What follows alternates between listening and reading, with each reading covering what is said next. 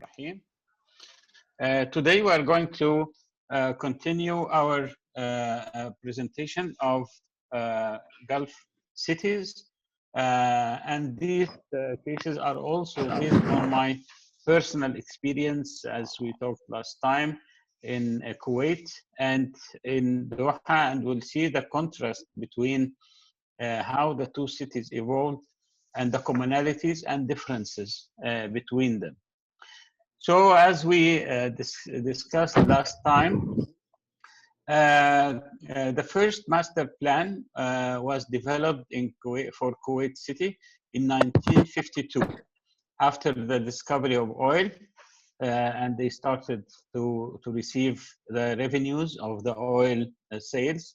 The rulers appointed a British firm, Montpellier, Spenceley, and McFarlane, to propose a plan for the city. So the main objective was to improve the quality of life for the citizens, have a modern town and recognized by the world, and utilize the oil revenues in transforming the country into a modern city. So the vernacular settlement at that time was considered poor, old, unwanted, and the modern town and the modern lifestyle was considered attractive and admired. So that's why they brought consultants from the West to modernize the city. So the aim of the planners was to illustrate and describe the improvements which we consider necessary for the development of Kuwait in accordance with the highest standards of modern town planning. And we can add to that that this was according to the mid of the 20th century. And these standards were developed during the first part of the 20th century, influenced by what? By Ebenezer Howard, Garden City, by Le Corbusier, the Ideal City, by Frank Lloyd Wright, the Broadacre City. All these theories accumulated into standard applied by the West after the First and Second World Wars, and then transferred to the Middle East and the Gulf after the discovery of oil. So the firm of Montpellier and Spenceley and McFarlane, they put primary importance in the replanning of the town as follows. أول حاجة, the provision of a modern road system. So the base of the planning was the road systems for cars, appropriate for traffic conditions, the location of suitable zones for public buildings.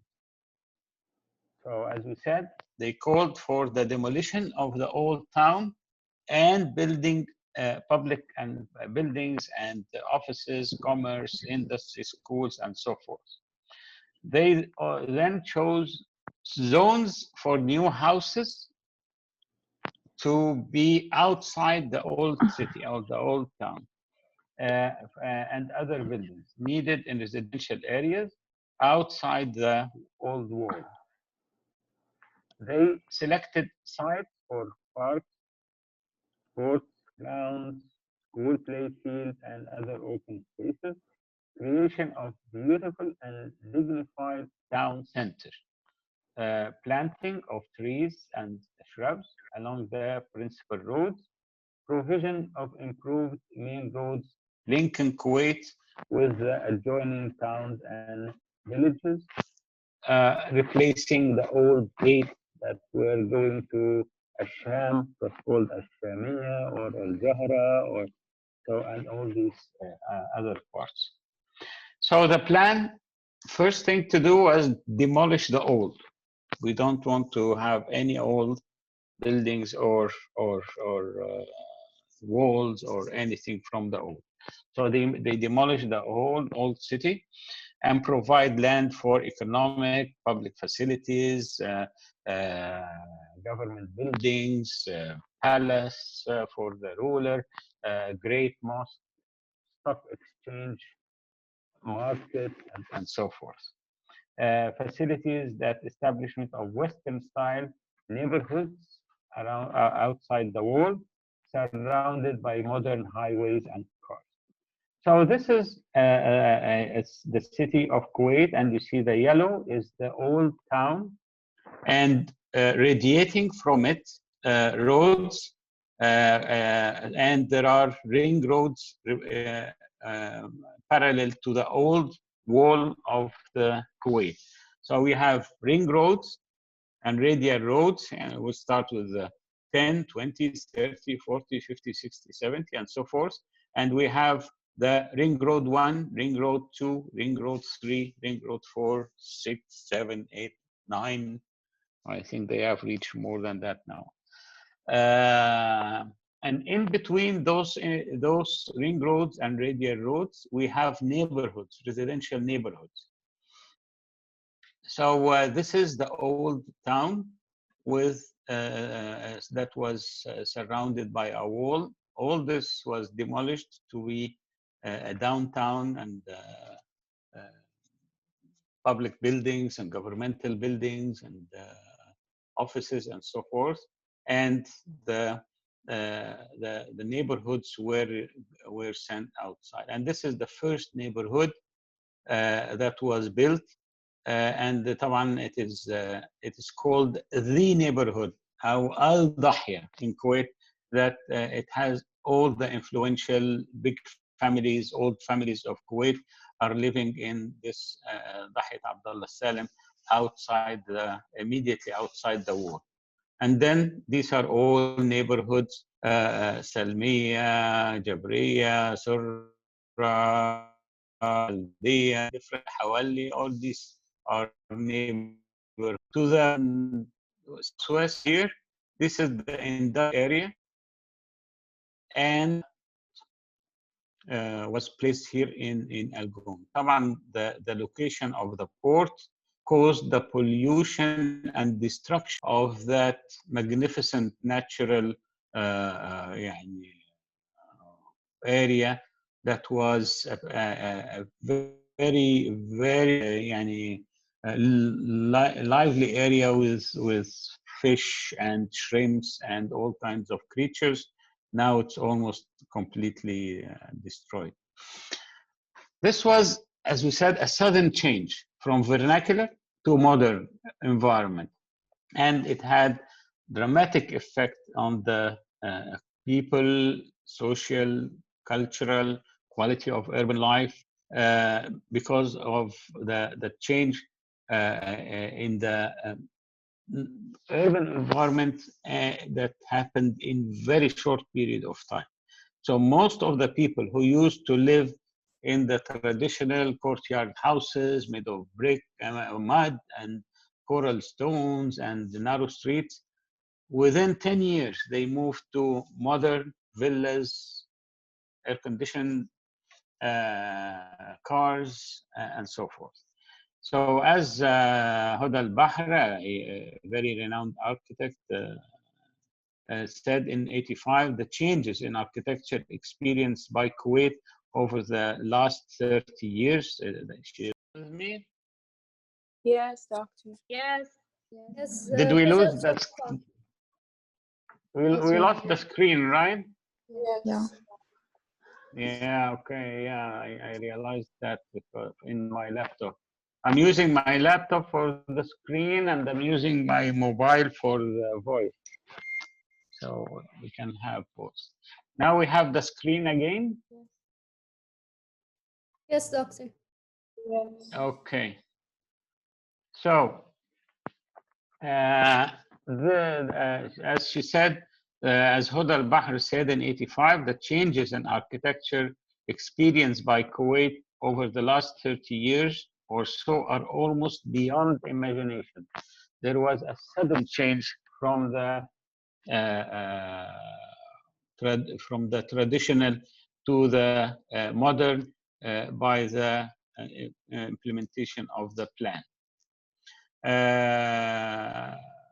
طبعا the Ministry of Public Works and took care of the implementation of the plan under the supervision of what was then called Kuwait Development Board that was established in 1950. So the old town was demolished, the wall was demolished, and the construction of public buildings and office buildings and schools started in the downtown. The neighborhoods were self-sufficient entities, so people did not have to go to the downtown anymore because they can live all their time in the neighborhood. They only go to the downtown for business and work. So this also had tremendous impact on the livability of the downtown because people were isolated in the neighborhoods there. In the beginning, people did not have the means to build their own houses. So the government policy was to distribute the wealth of the country to everyone. So the low-income people or the low-income families were given public housing, and public housing is a major element in the Kuwait. Many people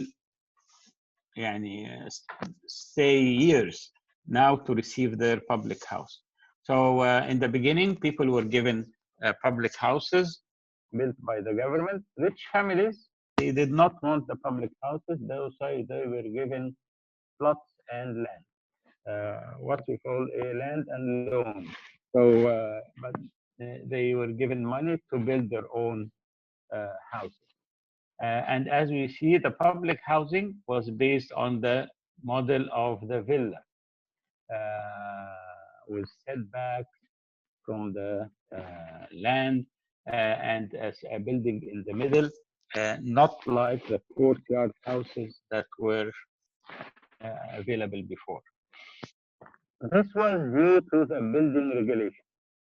So building regulations are a very important tool for changing the urban environment, and they have impact on the people, on the culture, beyond what people can expect. So the building regulations proposed by the British firm Montprio, Spencer and McFarlane, they dictated that the construction of individual houses should be a villa type on plots of land, 800 meters, 1,000 meters, 600 meters, and this was implemented all over Kuwait. So the houses that were built during the 50s and 60s were reflecting this modern style of architecture that was common at that time. So all the villas have these elements of modern architecture. Following the first master plan, there were other master plans that also affected the development of Kuwait City. Some reviews were needed due to the traffic congestion and unsatisfactory reflections of the plan. So after 52, the first master plan, there was a second master plan by Colin Buchanan and partners in 68, and then it was reviewed by Shackland Cox and partners in 77, and then it was re-examined again by the previous people, Colin Buchanan and partners, in 83. And then a third master plan was developed locally by Kuwait municipality in 97, never got implemented. And then a last master plan was developed by a joint venture between a Kuwaiti office, Kuwait Engineering Group, and Cullen Buchanan, one of the old master plans. So from this, we noticed that there were different people coming to do planning and reviews and examination, and each one or each group comes with a different vision, a different approach. These changes and several master plans, they are in conflict with each other. One promotes tourism, another promotes industry, a third promotes housing, a fourth promotes entertainment. And that caused many layers of urbanization that sometimes are in conflict with each other. And 62, Cullen Buchanan, they said, let's stretch the city north and south along the Gulf shores.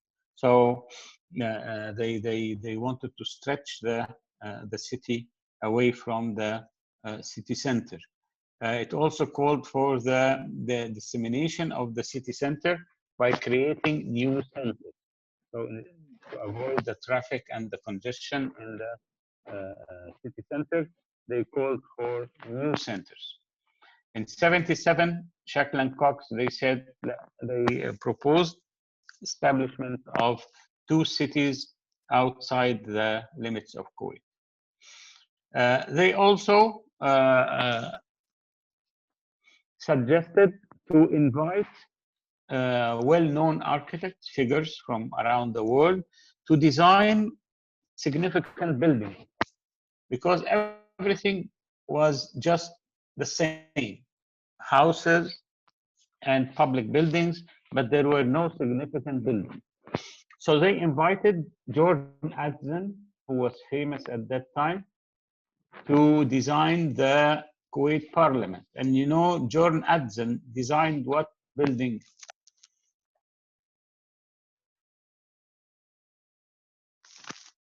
Hello? The airport? No, Jordan Adzan designed what most well-known building in the world? Any answer?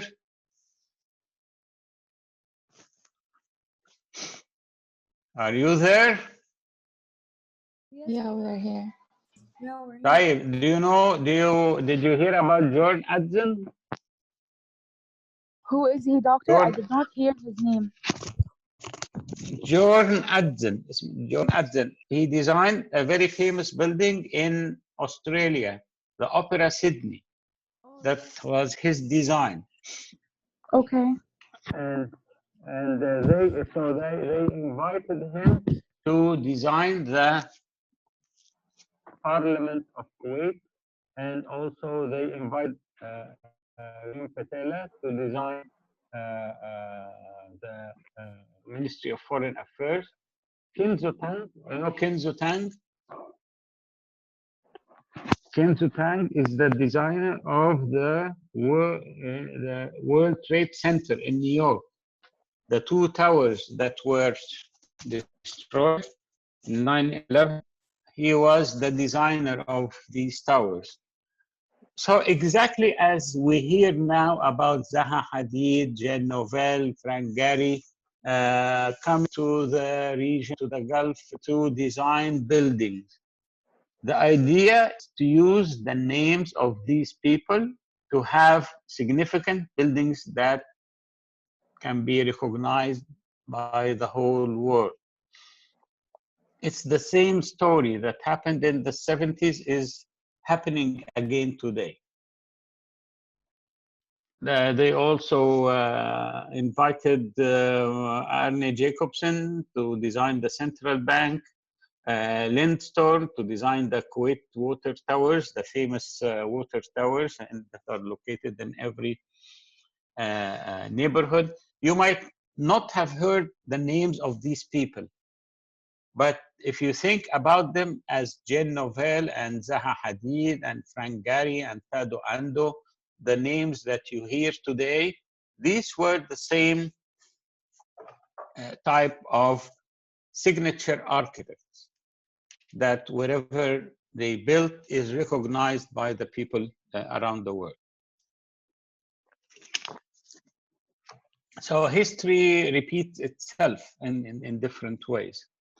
So Kuwait is trying to expand from its old city, that is the red dot here, to the current city to create different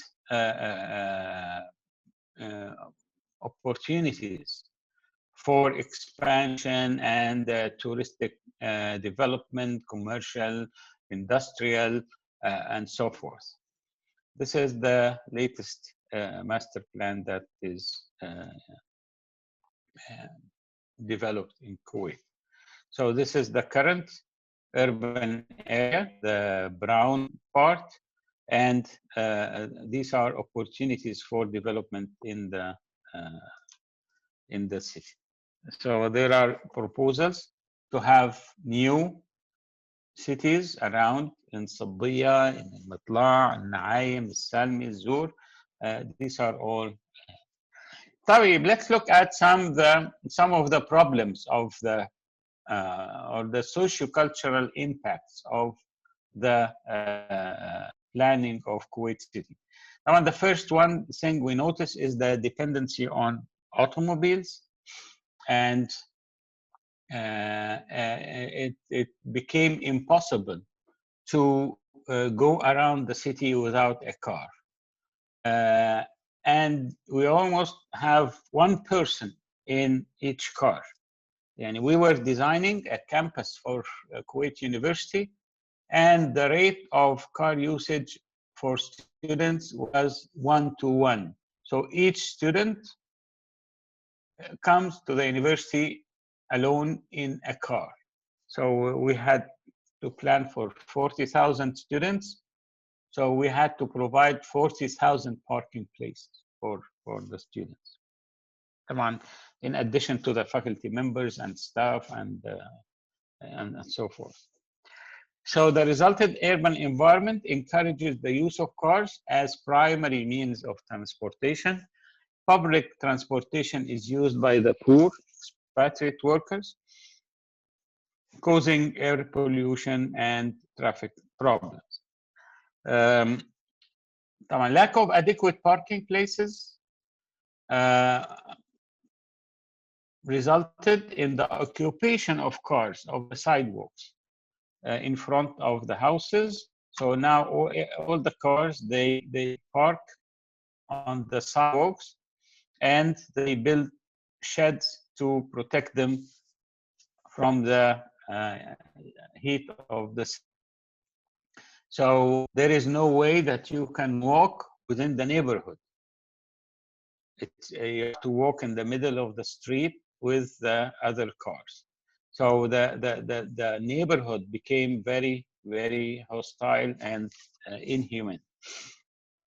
The compact design of the traditional houses was replaced by a modern villa type and spreaded plans and wide streets for cars. So the nature of the neighborhood is very different than the past. This prevented the people from using their sidewalks, and does not encourage people to walk to even a very close destination. So if you go to the corner to buy something from the grocery store, you have to use your car. The one destruction of the traditional buildings discontinued the historical continuity of the urban environment. And even the remaining ones are in a very bad condition. Modern villas, they don't have any common characters. Everyone wants to show their money and their wealth by building more and more luxurious and fancy design for their villas. And as happened here in Jeddah, Bardo, the division of land, large lands that were 1,600 are now divided into two lots for grandchildren and children of the first generation. That doubled the number of people, doubled the impact on the infrastructure, water, roads, sanitary, and everything, and electricity. And as Huda al-Bahr said, visiting a neighborhood is like visiting Disneyland of residential manifestations. Another famous architect, my friend Abdullah Qabazar, argues that as personal wealth increased, Kuwaiti citizens began experimenting with new architects from America, Belgium, India, Iran, to the country to have commissions to build for those clients. And they design whatever the clients demand. So the client was in control of everything. So another problem that the villas are designed very close to each other. And they are outward looking, and this caused lack of privacy. So people became unsatisfied with the level of privacy provided by these villas, because their neighbors can see them directly. So some of them, they build high walls between the villas. Others, they close their windows completely, day and night. And if they have balconies, they don't use them at all.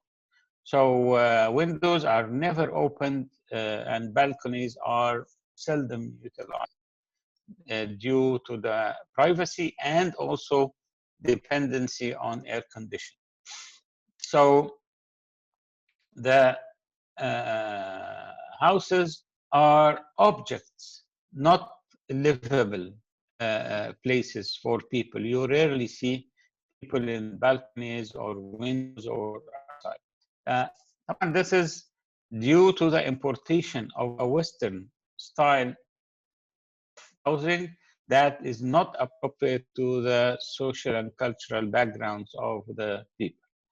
There are also problems in the downtown, the streets, the detachment of the areas are left vacant, and they don't create a connectivity. So these were all the areas occupied by the traditional buildings of the past. Many of them are left empty and not utilized today. So this also created this downtown. So the government attempt to bring people back downtown, and they built a project called Al Sawaber, but it never succeeded, and it was demolished like a year or two ago. After many years of neglect and deterioration, it was never a successful attempt to make people live in multi-story buildings, because they got used to the villa and traditional houses before. So what is needed to be done for Kuwait to renovate any traditional building, because there are very few, development of new downtown, provide appropriate housing units to encourage Kuwaitis to live in the downtown, integration of housing and commercial activities, implementation of revitalization projects for the downtown area, building bylaws, they need to change. The neighborhood design should be revised. The dependency on car should be critically assessed, and how we should reduce dependency of the people cars. This can happen through the zoning regulations that call for the separation of different zones and different activities. The building industry needs to be encouraged to provide sustainable materials and sustainable methods for the industry. Okay, before we continue, let's stop here and Doha is another case of a city state. Doha is the major city in Qatar, and metropolitan Doha that covers the near cities to Doha is the only part inhabited in the whole in Qatar. طبعا Qatar is a very small country, 11,000 kilometers square, population 2 million estimated in 2018. 99.2% of the population lives in urban areas, which is Doha and its metropolitan area. Doha alone as a city is 637,000. The composition is ethnic groups, 40% Arabs, 18% Indians, 18% Pakistani, 10% Iranians, 14% others. طبعا this is considering that the high number of percentage of as we talked about Kuwait and Jeddah and all the cities, it was a poor British protectorate. Its economy was mainly depending on pearling, and until the discovery of oil and natural gas started to be found there.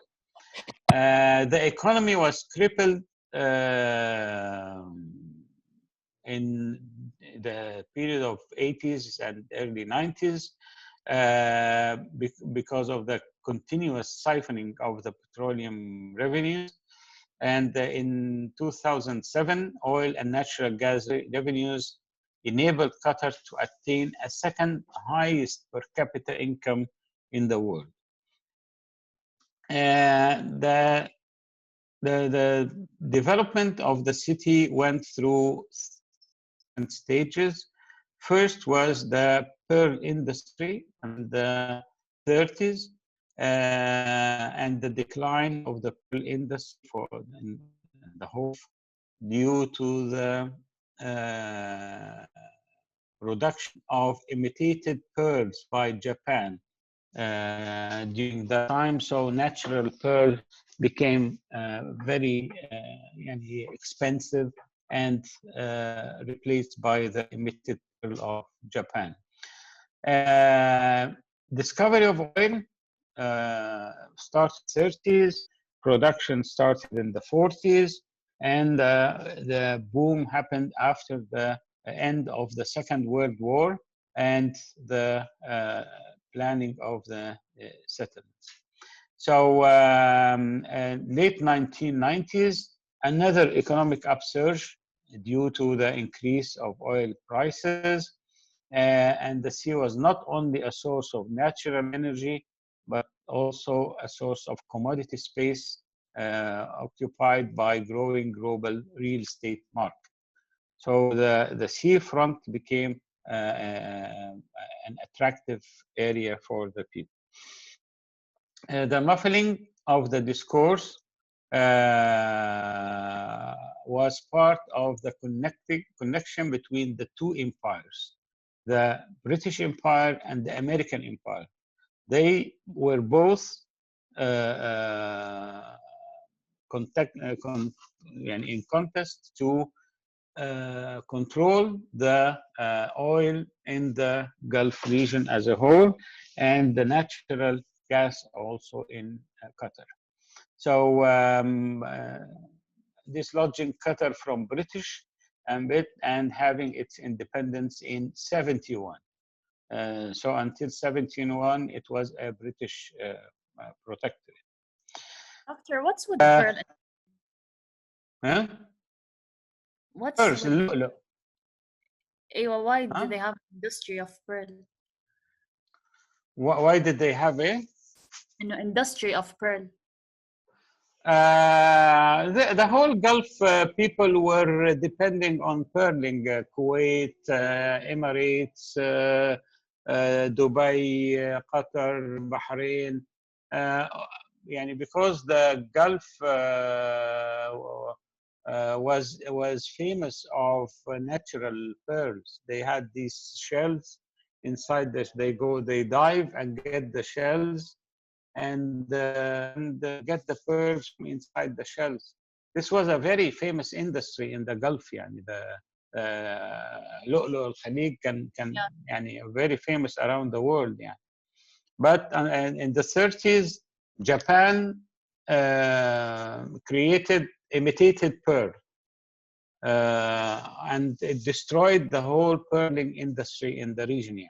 Many countries' economy collapsed, and come on, the discovery of oil was another. They also used to fishing,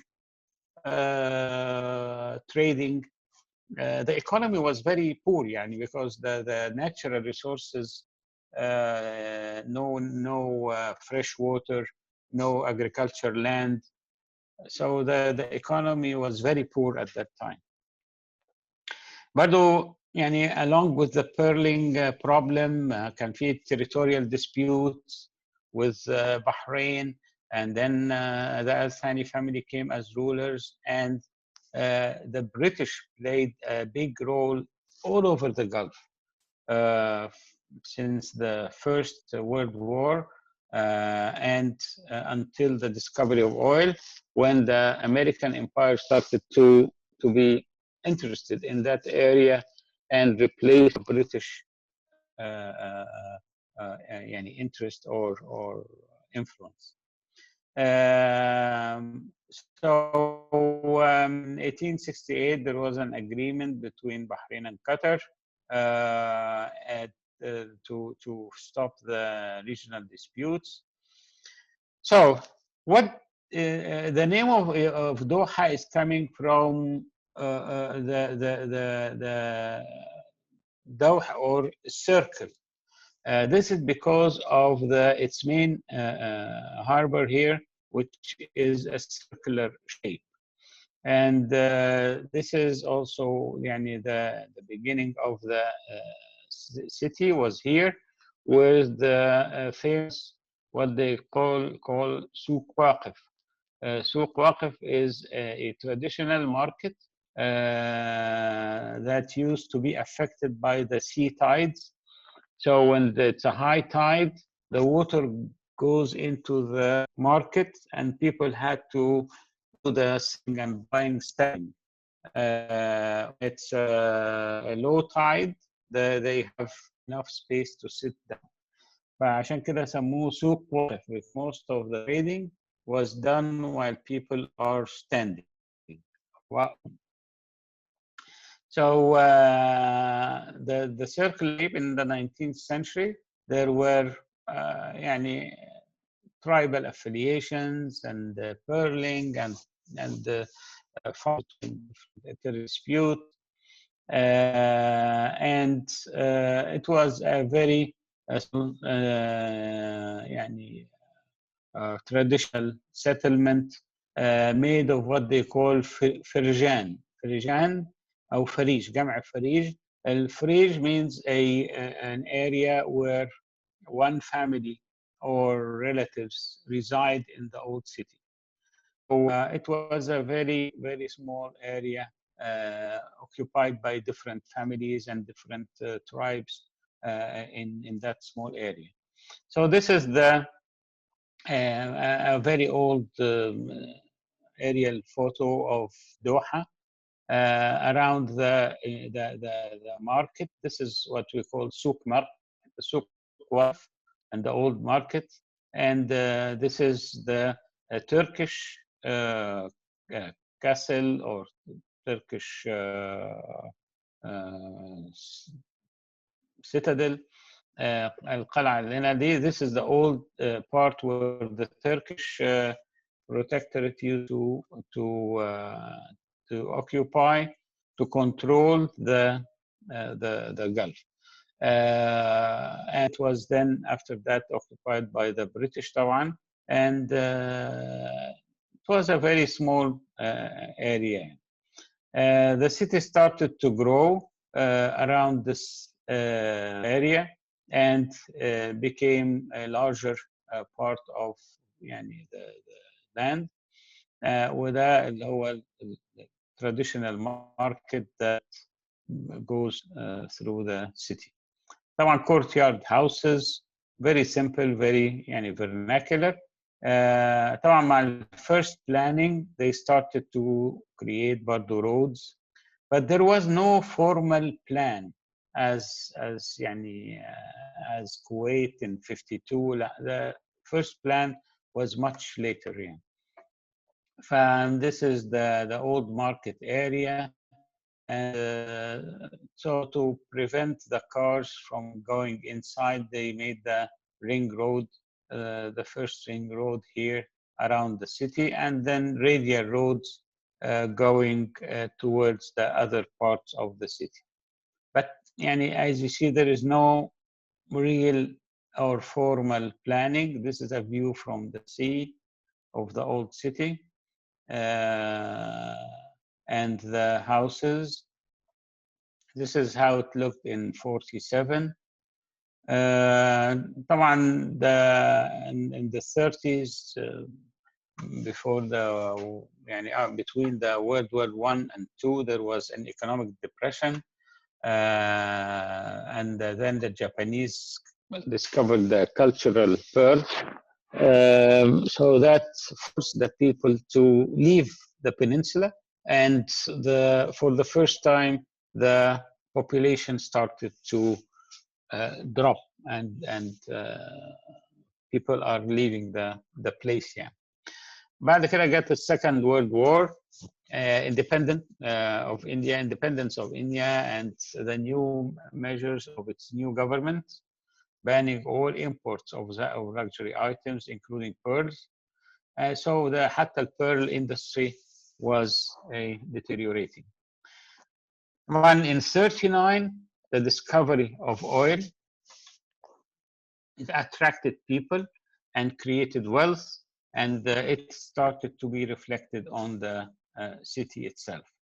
There was a period of urban transition after the World War II until 55, and then there was an urban development based on necessity between 56 and 71. And then the urbanity of modernization that is based on mass and planning theories. And then there was urbanity of stagnation during the depression of the 80s and early 90s. طبعا the changes in Doha were very slow.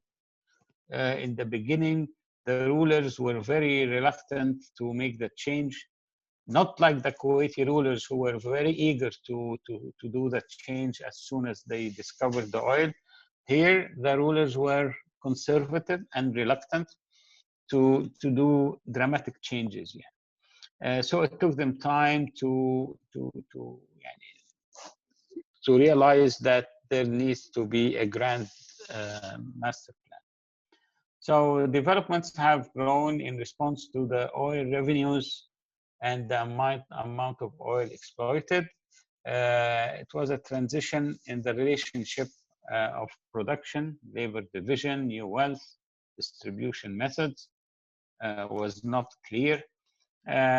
So it was a slow transition or slow transformation from this to the new areas. And they started to grow around the Doha or the Gulf, and to also expand south towards the Saudi Arabia, the main source of communication and transportation to Doha. So this was a natural expansion of the city. In 55, they started to make asphalt roads, desalination plant for water, electric plants, hospitals, schools, construction activities of building governmental services. And then there was a rapid increase of population because of new laborers, new migrants, new opportunities, and so forth. In 1960, the Gulf, the Doha Gulf started to take shape. There was a very famous building, the Sheraton Doha, that became a landmark and symbol of the modernization and development. The population grew. In 1970 was 80,000, with 67% foreigners, and then the population increased nearly 600%, and an increase in foreigners of more than 1,000%. So the population increased dramatically. Immigration patterns from abroad, flight of many Qataris towards Doha. Even those who were living outside Doha, Qataris, they started to move and migrate to the capital. So the city was divided in several districts. Qataris in the north, east, and central districts of Doha, expatriates in the south and west of the central zone. The first master plan for Doha was put in 1972 by a British-based firm, Leland Davis. They were the first planners to put a plan for Doha that gives a vision of the city until 1990. They recommended something else. They recommended the government to acquire the old buildings from the residents. So the government should buy the old buildings from the residents and give them money in return so that they can use it as wealth distribution, and they use it to improve their living conditions and houses outside the old city.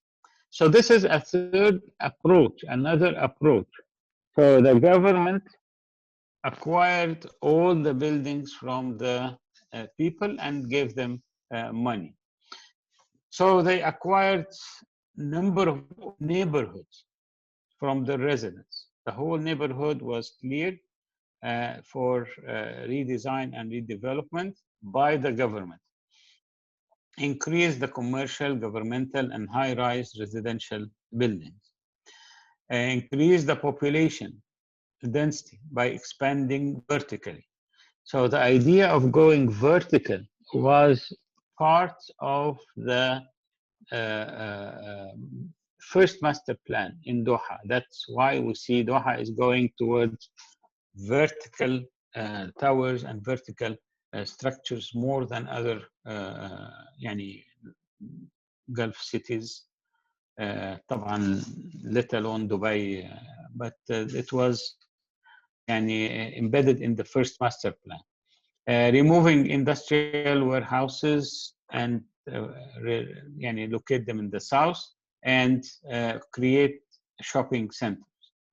So acquiring these lands for development by the new Ministry of Municipal Affairs.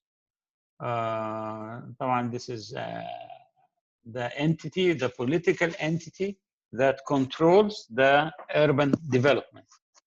And this created increase in the real estate. Qatari started to for prices much higher than the market, and the government was buying. So the first master plan by Leland Davis was called for a demographic mix in the city center, influx of expatriate Asian workers into the center.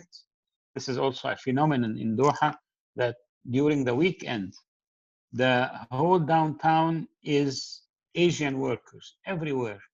They go for shopping, they go for entertainment, they go for buying things and so forth. Buildings that survived the bulldozering and clearance were usually divided internally and rented to low-income groups. And there are many areas, as the ones indicated in your presentations, that are occupied by low-wage migrant workers in very poor conditions. They live like 10 in one room. And sometimes there are people who live in the room during the daytime, and others live in the same room during the nighttime. And very poor conditions, water, sanitary, electricity, very low hygiene, major problems in these low-income workers areas. Yeah. The spread of apartment buildings along newly opened arteries, sharp contrast between the relatively high apartment buildings, 3 to 5 story, and the older low-rise dense area. This is a picture of Doha in the early 70s. There was only the Sheraton of Doha alone in that whole area. Now this area is a forest of skyscrapers and tall buildings. The university was also an important element to improve the educational quality of the residents, and it was built by Kamal al-Kafrawi, imitating the traditional wind catchers of the Islamic elements, and creating internal courtyards for people to interact in. And then we have a second plan by an American office. The first one was British, Leland Davis. The second by American, William Perry. They were hired to develop the concept of the first master plan, and their major achievement was the generation of the Corniche. So Corniche Doha is a very famous part of Doha. So they opened the area for development and assemble the city to be a symbol of new city as most iconic and emblematic governmental and commercial. So the plan of the called for the expansion of the city away from the Gulf, going north, and also the creation of a new area that is called Al-Dafna.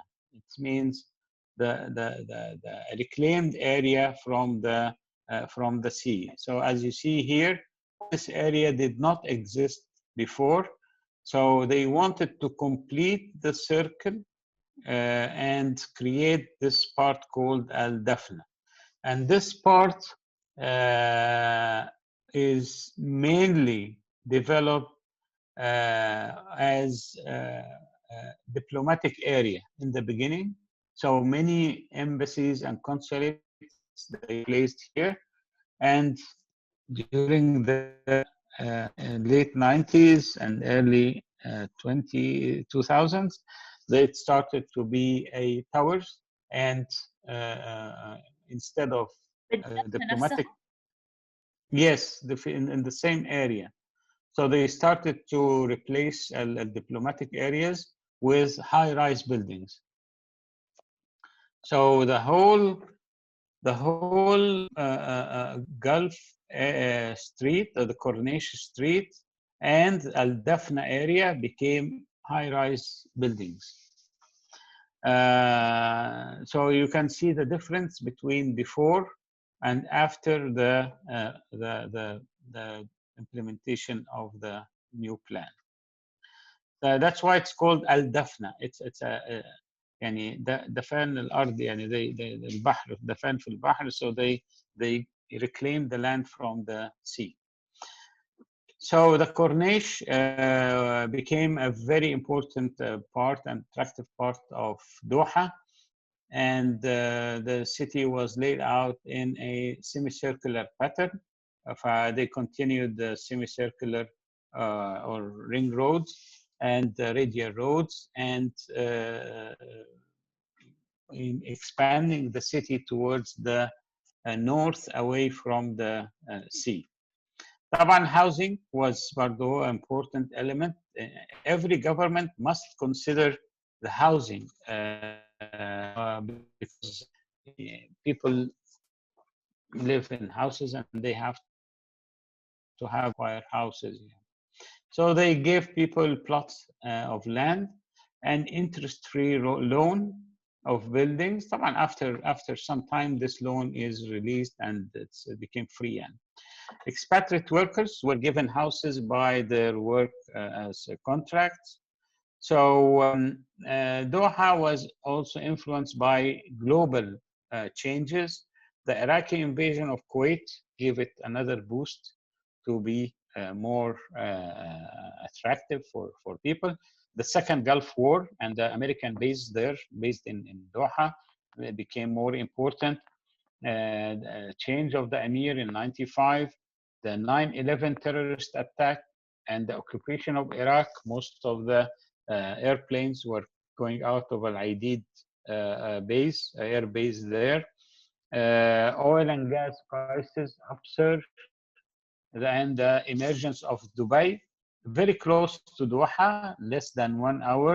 So there was an impact from Dubai on Doha, very obvious.